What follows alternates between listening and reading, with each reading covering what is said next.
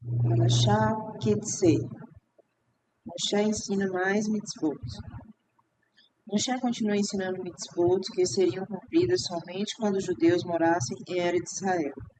Elas incluíam mandamentos sobre agricultura e cuidados com os animais, e sobre roupas, vida familiar e comportamento dentro da comunidade. Moshe também repetiu algumas mitzvot que não eram novas. Ele quis explicá-las com mais detalhes. Por exemplo, um judeu não pode usar shatnez.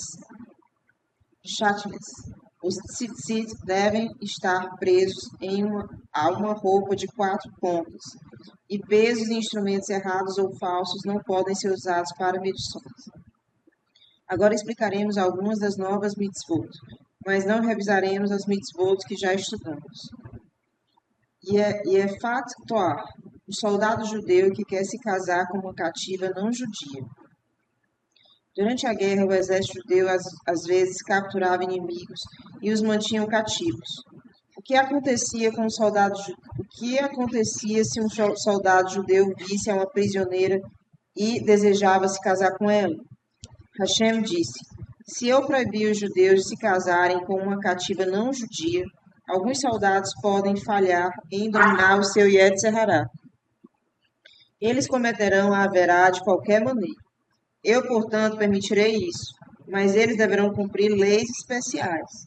Essas leis são tanto difíceis, assim talvez o soldado mude de ideia. Quais são essas leis? Número 1. Quando o soldado judeu trouxer a Yefet Toar, a prisioneira de guerra, para sua casa, ele deve raspar todo o cabelo dela. Por que Hashem ordenou isso? Talvez o soldado goste da mulher por causa de seu belo cabelo.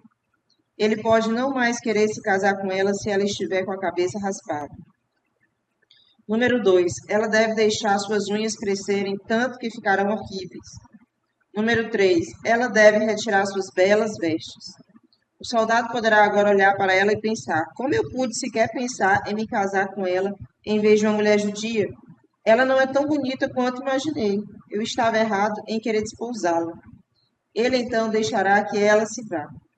No entanto, se ainda assim ele a quiser como esposa, ela ficará em sua casa por 1 mês.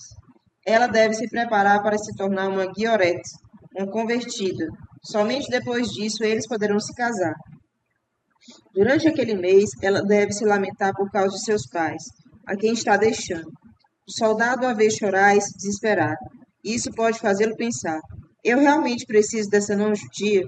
Talvez seja melhor nem me casar com ela. Se mesmo assim ele ainda quiser se casar com ela e ela concordar em se tornar judia, o Beit Din faz dela uma guioret após 1 mês. Ela deve cumprir todas as mitzvot. Ela é tratada como qualquer outra mulher judia. Antigamente, o homem podia ter mais de uma esposa. Se esse soldado já tivesse uma esposa judia, a cativa seria sua segunda esposa. A Torá adverte, por meio de uma alusão, que ele acabará odiando a Yefet Toar, a prisioneira de guerra. Como sabemos disso? Porque no tópico seguinte a Torá nos conta sobre o marido que tinha 2 esposas e odiava uma delas. Ao ver a Yefet Toar pela primeira vez, o soldado ficou cego por causa de sua beleza. Ele não considerou se ela seria ou não uma boa esposa. Uma vez casado, ele começa a pensar: como pude querer essa moça? Ela não é refinada e delicada como uma esposa judia deve ser.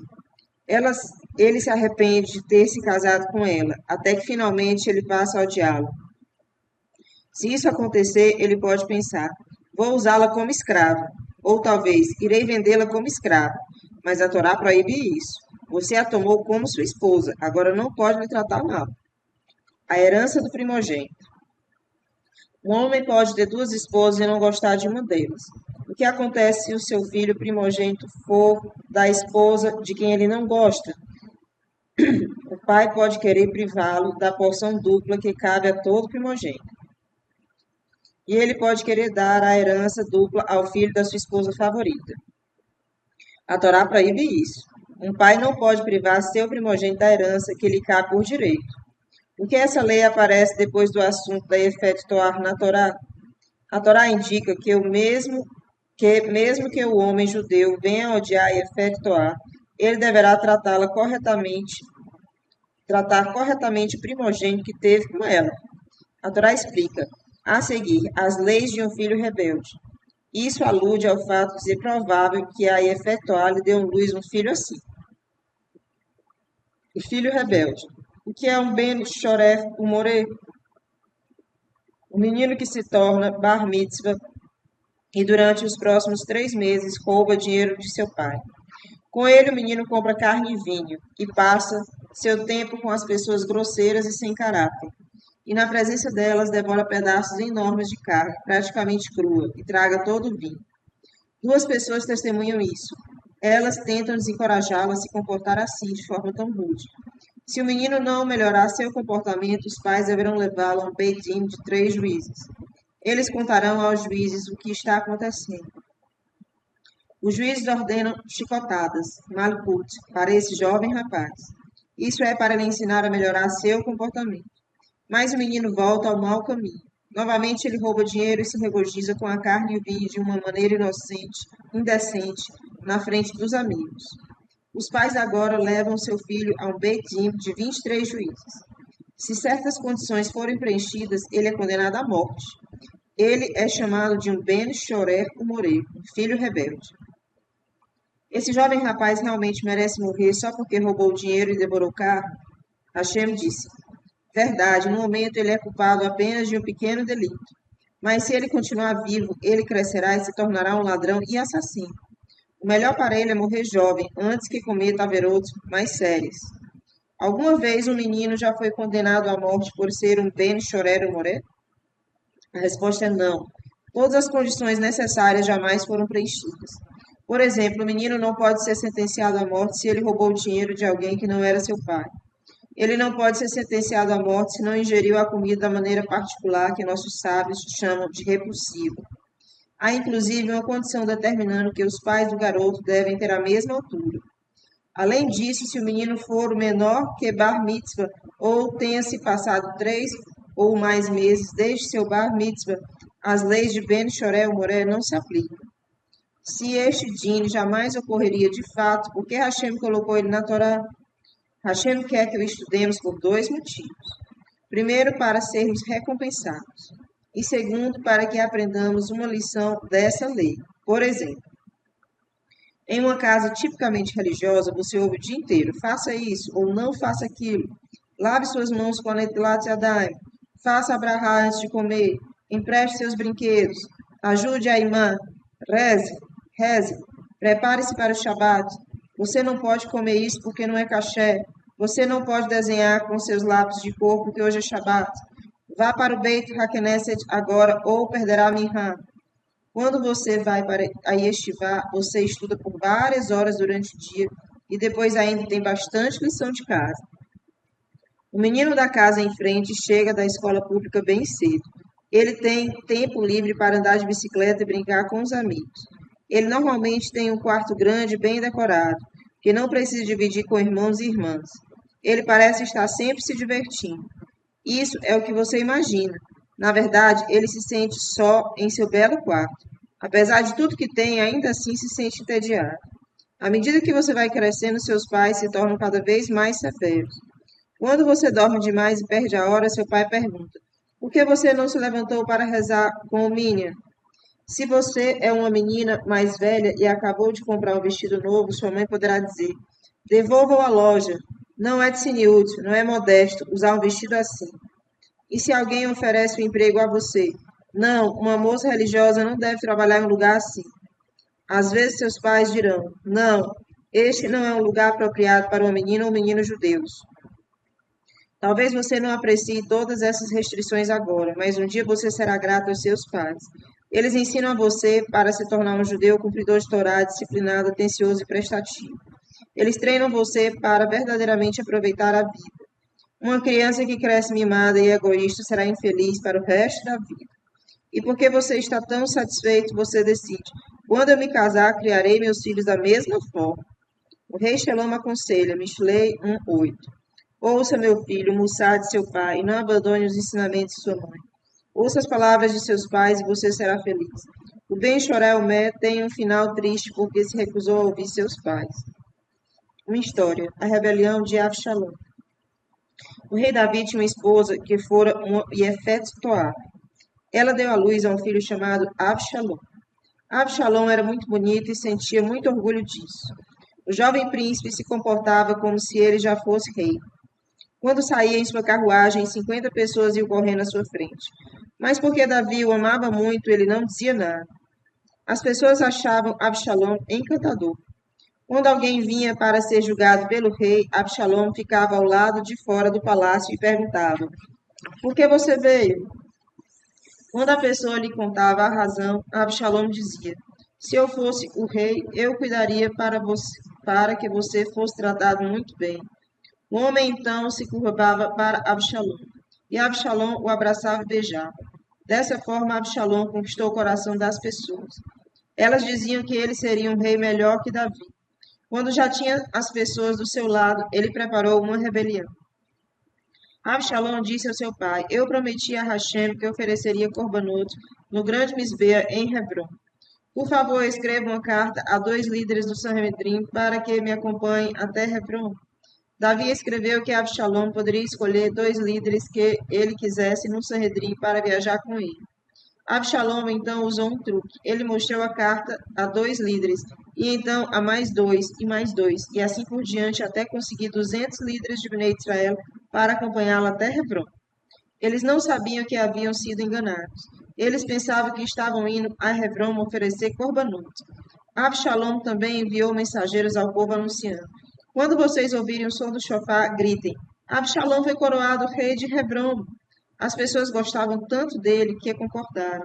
Absalom foi coroado por seus amigos em Hebrom, na presença do líder do Sanedrim. O shofar foi tocado. Mais e mais pessoas se juntaram à rebelião. Um dos homens que apoiava Absalom era Ahitofel. Ahitofel era muito inteligente e sempre foi um conselheiro muito próximo do rei Davi.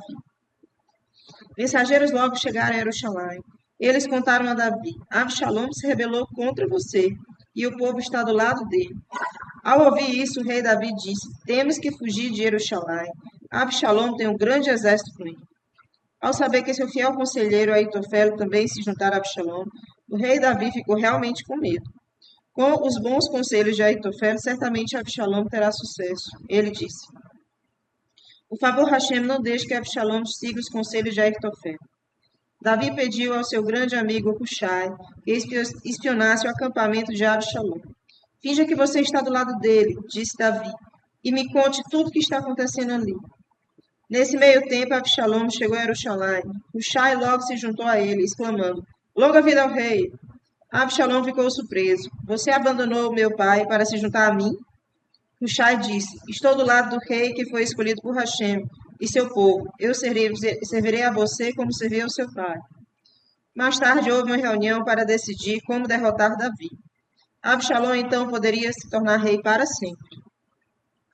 Não perca tempo, Absalom, aconselhou Ahitofel. Deixe-me atrás de Davi essa noite com um pequeno exército.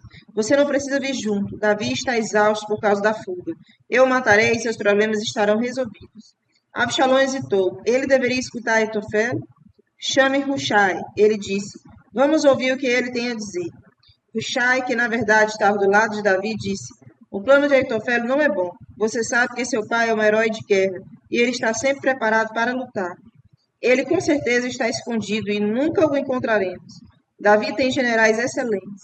Se o atacarmos com um exército pequeno, perderemos. O melhor é preparar um exército bem grande e assim assegurar a vitória. Você, Absalom, deve liderar o exército na batalha. Isso dará confiança aos soldados. Absalom e seus seguidores gostaram do conselho de Hushai. Na realidade, Ahitofel estava certo. Mas como Hashem queria que a vida do rei Davi fosse salva e que Absalom fosse derrotado, ele fez com que Absalom seguisse o conselho de Hushai. Hushai enviou mensageiros secretos a Davi. Eles disseram ao rei que atravessasse o rio Jordão para ficar mais seguro. Do outro lado do rio, Davi organizou seu exército. Ele o dividiu em dois grupos, cada um liderado por um general. Quando o exército de Absalom ficou pronto, ele atacou seu pai, o rei Davi. Na batalha que se seguiu, o exército de Davi ganhou. Muitos judeus foram mortos. Hashem os puniu por se rebelarem contra o rei Davi. Aquele que se rebela contra o rei merece morrer. Davi ordenou aos seus soldados: Não matem Absalom. Mas o general de Davi achou que era melhor para o rei se livrar logo de seu filho rebelde. Alguém disse ao general que viu Absalão preso em uma árvore. Seu longo cabelo havia se emaranhado nos galhos. O general correu até o local e enfiou 3 lanças no coração de Absalão. Absalão não morreu dos ferimentos. Então, 10 servos do general se aproximaram e o mataram. Absalão foi punido Midá, que nega de Midá. Ele ficou preso na árvore pelo seu cabelo, porque ele tinha muito orgulho de sua boa aparência e de seu belo cabelo. Sua beleza fez com que ele se rebelasse. Ele enganou 3 grupos, seu pai, os líderes do Sanhedrim e Bnei Israel. Assim seu coração foi atravessado por 3 lanças. 10 servos o mataram porque alguém que se rebela contra o rei é considerado como se tivesse transgredido os 10 mandamentos. Devolver um objeto perdido. Se você encontra algo que um judeu perdeu, é uma mitzvah devolvê-lo ao seu dono. No entanto, se o objeto vale menos que uma perutá, cerca de 5 centavos, você não precisa devolvê-lo. Você também não precisa devolver algo que o dono não consegue identificar. Eis aqui um exemplo. Você está andando pela rua de um bairro judaico. Você encontra R$ 100 no chão. Todas as notas de R$ 100 são parecidas e o dono desta que você achou não tem como reconhecê-la. O dinheiro, portanto, pertence a você, mas se o dinheiro estiver em uma carteira, você deve guardar a carteira com o dinheiro até que o dono apareça procurando por ela. Antes de devolvê-la, você pede ao dono que descreva como é a carteira. Se ele descrevê-la corretamente, você deverá devolvê-la. Você deve colocar um anúncio na vizinhança divulgando que encontrou uma carteira. Você não pode usá-la, mesmo que o dono jamais apareça. A mitzvah de devolver objetos perdidos aparece com frequência em nosso dia a dia. Você pode achar o apontador ou a caneta de um amigo da escola, ou um par de luvas ou uma sacola em um ônibus. Agarre sua chance de fazer essa mitzvah. Histórias. Como nossos sábios cumpriram essa mitzvah. Certa vez, Rabi Shmuel ben Shuretai viajou para Pum. Ele ouvira um anúncio real que dizia: a rainha perdeu um valioso bracelete. Quem o encontrar no prazo de 30 dias será recompensado com 1.000 moedas de ouro. Se o bracelete for encontrado na posse de alguma pessoa depois dessa data, ela será morta. A rainha estava certa de que a recompensa das moedas de ouro encorajaria todo mundo a procurar pelo bracelete. Ela esperava tê-lo de volta em breve. Um dia, Rabi Shmuel estava andando pela praia. Ele viu algo brilhando na areia. O que você acha que era? Um bracelete perdido. Rabi Shmuel manteve o bracelete guardado até que terminasse os 30 dias do prazo. Somente então ele devolveu à rainha. Você sabe que há um castigo por devolver o bracelete depois de 30 dias? A rainha lhe perguntou. Sim, respondeu Rabi Shmuel. Então por que você esperou tanto tempo para trazê-lo de volta? Ela perguntou. Eu queria mostrar, explicou Rabi Shmuel, que a razão por que devolvi o bracelete não foi por temor a você, mas por temor a Deus. Louvado seja o Deus dos judeus, exclamou a rainha. Na estrada. Você vê um judeu cujo animal está desfalecendo por causa do pesado fardo em suas costas. Você não pode continuar a seguir viagem. Você deve parar e ajudar o dono a descarregar a carga do animal. Também é uma mitzvah ajudar um judeu a colocar a carga sobre seu animal. O que acontece se o dono diz a você, por favor, coloque a carga sobre o meu animal, mas ele mesmo não quer ajudar? Você tem que fazer isso? Não. Você não tem que fazer todo o trabalho sozinho. Mas se ele se recusar a descarregar, você tem que fazer isso sozinho. O motivo é que o animal está muito desconfortável e você deve evitar causar dor ao animal. Nesse caso, você pode exigir pagamento pelo seu trabalho. A Torá quer que nós ajudemos um irmão judeu que precisa de auxílio. Isso nos ensina a ajudar um amigo ou um irmão mais novo a carregar seus livros de escola. E, é claro, podemos ajudar a nossa mãe a carregar as sacolas quando ela vai às compras. O homem não pode usar roupas de mulher e vice-versa. Homens judeus não podem usar roupas ou joias normalmente usadas por mulheres. E uma mulher não pode vestir roupas de homem. Mandar a ave-mãe embora do ninho. Talvez você já tenha visto em seus passeios um ninho de passarinho. É uma visão fascinante. A ave-mãe se senta sobre os ovos ou com seus filhotinhos Se um judeu quiser pegar os ovos ou os filhotes, ele primeiro deve expulsar a ave-mãe. Se ela voltar, ele deve afugentá-la de novo. Ele não pode pegar os ovos ou os filhotes do ninho enquanto a ave-mãe estiver ali.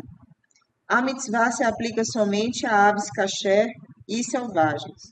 Se você tiver patos ou galinhas em seu quintal, você tem permissão de pegar seus ovos. A Torá não nos fala por que devemos afugentar a ave-mãe. Uma explicação é que Hashem não quer que destruamos uma família inteira de pássaros de uma vez só. Da mesma forma, ele nos proíbe abater no mesmo dia uma mãe animal e seu filhote. Essas mitzvot nos ensinam a ser misericordiosos. Outra explicação é: a ave-mãe fica muito triste quando é separada de seu ninho. Ela grita de dor e a piedade de Hashem é despertada. Ele então é misericordioso com todo aquele que se lamente para ele. No entanto, não precisamos de explicação para uma mitzvah para que a cumpramos. Ao fazer uma mitzvah, devemos pensar: estamos cumprindo porque é um mandamento de Hashem. Qual a recompensa pela mitzvah de afugentar a ave-mãe? A Torá promete: isso será bom para você, você viverá uma vida longa. Você sabe para qual outra mitzvah a Torá também promete vida longa? A mitzvah de honrar pai e mãe. Qual das duas mitzvot você acha mais difícil ser cumprida? Honrar os pais ou afugentar a mãe? É claro que honrar os pais. É preciso muito mais tempo e esforço para cumprir bem essa mitzvah. Em comparação a afugentar uma ave-mãe é bem mais simples. Não precisa de dinheiro e leva apenas alguns instantes. Como a Torá pode prometer a mesma recompensa para uma mitzvah fácil e outra difícil? O seguinte machado nos ajudará a entender. Um machado, uma parábola. O jardim do rei. Um rei tinha um belo jardim. Ele continha vários tipos de árvores, tais como laranjeiras, macieiras e pereiras. Também havia plantas raras e deliciosos vegetais. O rei empregou os jardineiros para cuidar do jardim. Cada um deles era responsável por uma planta. Ao final do mês, o rei mandou os trabalhadores fazerem uma fila, para que ele lhes desse o pagamento. O rei perguntou ao primeiro jardineiro: de qual planta você cuidou? Do arbusto de pimenta, respondeu o trabalhador. Por isso você receberá uma moeda de ouro, dizia o rei. Satisfeito, o trabalhador pegou seu pagamento e foi embora. De qual planta você cuidou? Perguntou o rei ao trabalhador seguinte. Do arbusto com as belas flores brancas, respondeu o trabalhador. Por isso você receberá meia moeda de ouro, disse o rei. Quando o terceiro jardineiro foi questionado, ele disse que cuidara da oliveira. A oliveira é extremamente valiosa para mim, disse o rei. Você receberá 200 moedas. Dessa forma, o rei pagou a todos os seus funcionários. Alguns receberam uma alta soma, outros uma quantia menor. Não demorou para que os jardineiros começassem a discutir e brigar entre si.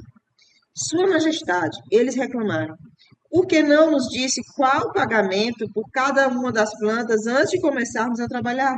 Assim poderíamos escolher qual planta desejaríamos cuidar. É exatamente por isso que não pude adiantar qual o pagamento por cada um. Sorriu o rei. Eu preciso de todas as plantas desse jardim. Se eu tivesse revelado por quais plantas o salário seria menor, ninguém teria se importado em cuidar delas. A chave para a parábola. Hashem quer que cumpramos o máximo de mitzvot possíveis. Se Hashem nos dissesse a recompensa por cada mitzvah, as pessoas se esforçariam mais naquelas com a recompensa maior e negligenciariam aquelas com menor recompensa. Para nos mostrar que não devemos tentar calcular qual mitzvah é mais valiosa, Hashem nos deixou saber que honrar os pais e afugentar a mãe, ambas têm a mesma recompensa. Daí nós aprendemos que não tem como sabermos a recompensa de cada mitzvah. Isso nos ajuda de duas maneiras. Número 1, cumpriremos todas as mitzvot da mesma forma. Número 2, cumpriremos as mitzvot Leshem Shammai, para agradar Hashem e não porque buscamos a recompensa. Construir cercas em áreas perigosas. Moshe ordenou: se você se mudar para uma casa com um telhado plano ou uma varanda que serão usados, você deve imediatamente construir uma forte cerca ao redor do local. Nossas casas devem ser seguras. Nossos sábios nos instruíram a remover todos os objetos que possam ser perigosos. Se há crianças, especialmente pequenas, Muitos objetos comuns se tornam perigosos. Uma tomada na parede pode parecer um buraco de fechadura para uma criancinha. É bom tampá-lo com um plugue de segurança. Remédios, detergentes e produtos químicos devem estar fora do seu alcance, ou em um lugar bem alto, ou trancados em um armário. Crianças pequenas gostam de provar tudo, e é claro, devemos levantar do chão qualquer objeto pequeno que um bebê possa engolir. Histórias. Nossos sábios se preocupavam com a segurança. Certa vez havia um muro trêmulo e rachado na cidade de Nehardea, em Babel. Mesmo assim, as pessoas andavam perto dele. Elas afirmavam: ele está desse jeito já faz 13 anos e nunca aconteceu nenhum acidente. Provavelmente é seguro. No entanto, dois Benjamim, Rav e Shmuel, se recusaram a passar sobre ele. É perigoso, eles diziam. Eles sempre mudavam seu caminho para evitar passar por ali. Um dia os Rahamim foram visitados por Rav Ahadá Bar Ahavá, que era um grande tzadik. Os três saíram juntos e passaram perto daquele muro. Shmuel disse a Rav: vamos dar a volta como sempre fazemos. Rav replicou: dessa vez não será necessário, pois Rav Ahadá está conosco. Seu zehut é tão grande que tenho certeza de que nenhum mal nos acontecerá. Outro sábio, Rav Huná, estava preocupado com a sua adega. Suas paredes estavam tão trêmulas que ele tinha medo de entrar ali. Mas era uma pena deixar tantos barris de vinho naquele lugar. Se as paredes desmoronassem, elas quebrariam os barris e todo o vinho seria perdido. Como posso tirar o vinho dali com segurança? Pensou Rav Huná. Então uma ideia lhe ocorreu. Eu sei que as paredes não virão enquanto Tzadik Rav Ahadá estiver lá dentro. Ele pensou, vou chamá-lo. Rav Huna convidou Rav Ahadá para sua casa. Eles discutiram assuntos de Torá. Rav Huna e seu convidado entraram na adega. Enquanto continuavam falando sobre Torá, Rav Huna sinalizou aos seus trabalhadores que retirassem os barris de dentro da adega. Assim que o cômodo ficou vazio, Rav Huna conduziu seu convidado, que não desconfiava de nada, para fora de lá. Crash! As paredes caíram. Quando Rav Hadá entendeu que havia sido usado para salvar o vinho de seu anfitrião, ele ficou irritado. Você correu um risco enorme, ele disse a Rav Huna. Eu não sou um tzadik perfeito. Nós dois poderíamos ter ficado soterrados sobre aquelas paredes. Uma pessoa não pode se colocar em uma situação de perigo e então confiar em um milagre para ser salvo. Nós aprendemos dessa história que Rav Huna não via a si mesmo como um tzadik especial. Ele não confiava em seu próprio zehut para entrar na adega. Ele era um homem muito humilde, a despeito de sua grandeza. O Talmud nos conta coisas maravilhosas sobre ele. Em seus últimos anos, sempre que havia uma forte ventania, ele costumava sair pela cidade em sua carruagem. Ele inspecionava todas as casas para verificar quais eram seguras. Quando via alguma parede balançando, ele aconselhava o dono a refazer. Com frequência, ele encontrava o casebre de um pobre tremulando. O pobre lhe dizia: não tenho dinheiro para o conserto. Nesses casos Rav Huna doava seu próprio dinheiro para reconstruir a casa do homem pobre.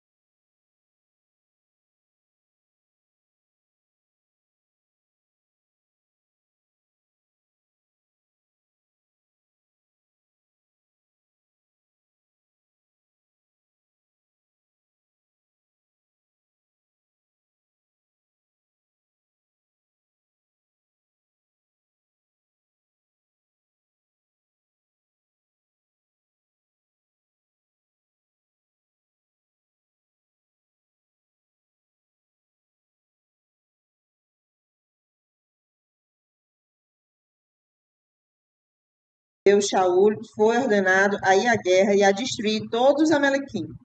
Ele ganhou a guerra e matou os soldados amalequim. Ele levou Agag, o rei amalequita, como prisioneiro.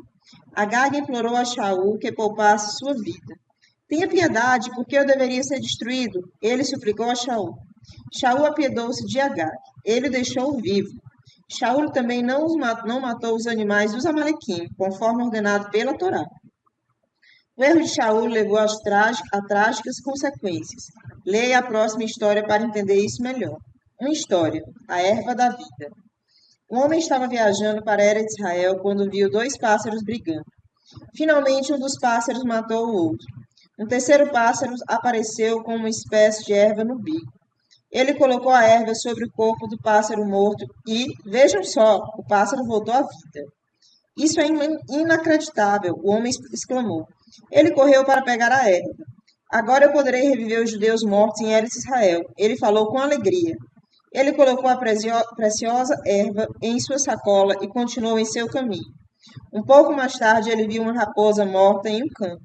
Vamos ver se isso realmente funciona, ele pensou. Ele colocou a erva sobre a raposa. A raposa abriu seus olhos e saiu andando. O homem ficou maravilhado. Mais à frente, ele se deparou com um leão morto. Se essa erva conseguir trazer o leão de volta à vida, ele disse, então saberei que ela é realmente poderosa. Ele colocou a erva sobre o leão. Com um estrondoso rugido, o leão se levantou. Ao ver o homem, ele imediatamente abriu a boca e o devorou. Há um dito: não vale a pena ser bondoso com alguém mau, pois você sairá prejudicado. O rei Saul achava que estava sendo bondoso ao poupar a vida de Agag. Qual foi o resultado? Agag teve um descendente, Amã, que tentou aniquilar a nação judaica inteira. É uma mitzvah ler os Pesukim no final dessa paraxá, uma vez por ano. Nós o lemos no Shabat anterior a Purim. Dessa forma, cumprimos o mandamento da Torá de recordar o que Amaleque fez a Bnei Israel. A história de Purim nos fala sobre como Amã, o perverso descendente de Amaleque, quis destruir todo o povo judeu, mas Hashem os salvou. Na época de Mashiach, Amaleque será completamente aniquilado.